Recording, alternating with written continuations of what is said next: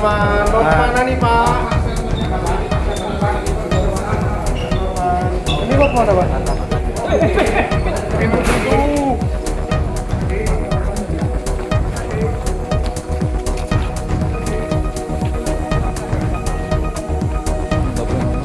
Nggak boleh ngomong. Sedikit aja Pak statementnya Pak. Tapi ke Jakarta ya Pak.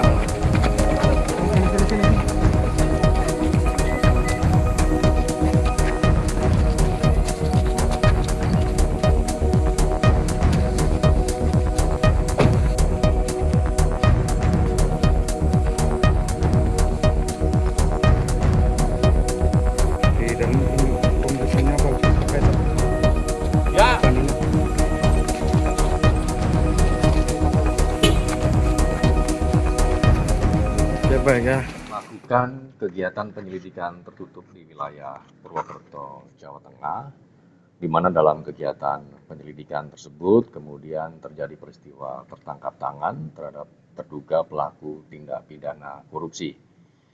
Dalam rangkaian peristiwa tertangkap tangan tersebut, tim mengamankan sejumlah 14 orang, 12 orang diantaranya diamankan di Purwokerto dan 2 orang lainnya diamankan di Jakarta. Kemudian terhadap 2 orang yang diamankan di Jakarta langsung dilakukan permintaan keterangan di Gedung Merah Putih KPK, dan terhadap 12 orang yang diamankan di Purwokerto kemudian juga langsung dilakukan pemeriksaan awal di Polresta Banyumas. Kemudian dari 12 orang yang diamankan di wilayah Purwokerto tersebut, 7 orang diantaranya dibawa ke Jakarta untuk pemeriksaan lebih lanjut. Sehingga saat ini total ada 9 orang yang sedang dilakukan pemeriksaan secara intensif, masih di tahap penyelidikan, di mana dari 9 orang itu diantaranya adalah rektor, 2 wakil rektor dan juga pihak-pihak lainnya. Di mana dalam kegiatan penyelidikan tertutup ini, tim mengamankan barang bukti diantaranya uang tunai dalam bentuk rupiah senilai sekitar ratusan juta. Tentu barang bukti ini nanti akan terus didalami, masih di tahap penyelidikan, dan siang ini dijadwalkan untuk gelar perkara. Dan KPK tentunya prihatin dan menyayangkan terjadinya dugaan tindak pidana korupsi di lingkungan kampus, di ruang-ruang pendidikan, karena ruang-ruang pendidikan semestinya menjadi ruang intelektual, menjadi ruang pembelajaran, ruang-ruang ilmu pengetahuan sekaligus penanaman nilai dan karakter. Namun kita melihat dengan adanya dugaan tindak pidana korupsi ini, tentu ini menjadi ironis. Terlebih dugaan korupsi terjadi di tahap awal, yaitu di tahap seleksi penerimaan mahasiswa baru. Ini seperti ketika mahasiswa baru masuk ke gerbang kampus, sudah ada praktik-praktik transaksional. Gerbang kampus yang seharusnya jadi gapura untuk meraih cita-cita dan masa depan bangsa.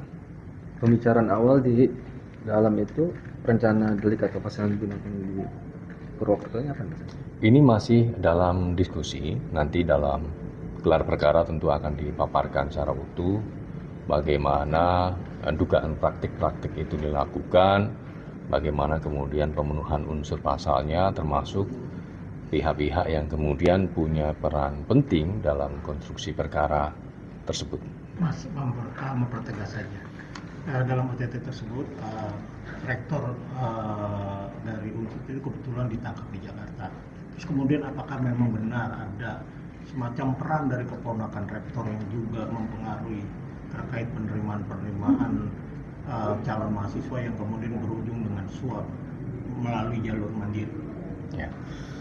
Terkait dengan dugaan penerimaan yang dilakukan oleh penyelenggara negara di lingkungan UNSUD atau Universitas Jenderal Sudirman di Purwokerto, ini diduga terkait dengan penerimaan mahasiswa diantaranya di Fakultas Kedokteran, dan memang ada sejumlah uang bernilai ratusan juta untuk bisa masuk sebagai mahasiswa di Fakultas Kedokteran di sana.